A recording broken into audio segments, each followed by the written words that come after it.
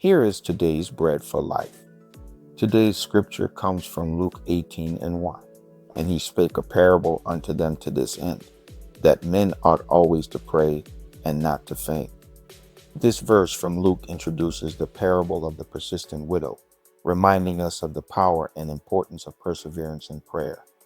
Jesus taught this parable to show that we should always pray and never give up, even when answers don't come right away or situations feel unchangeable. The story of the persistent widow is simple yet profound.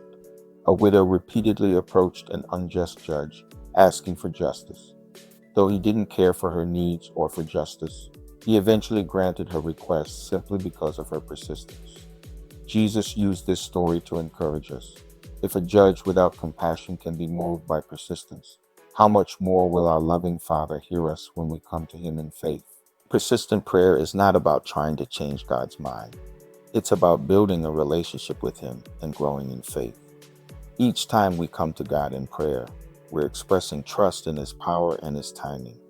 It's like planting seeds. We may not see immediate growth, but with patience and persistence, we'll eventually see the fruits of our prayers. Consider the story of Elijah in 1 Kings 18. After years of drought, Elijah prayed for rain. 7 times he sent his servant to look for a sign, and each time there was nothing. But Elijah didn't give up. Finally, on the 7th time, a small cloud appeared, and soon a heavy rain fell. Elijah's persistent faith and prayer brought God's answer in God's timing. Today, if you're praying for a breakthrough, remember that God hears every prayer. Keep coming to him in faith, trusting that he is at work even if you can't yet see it. Persistent prayer isn't about pressuring God. It's about strengthening our relationship with him and staying rooted in hope. May your faith be strengthened today as you continue in prayer, trusting that God hears and is faithful to answer.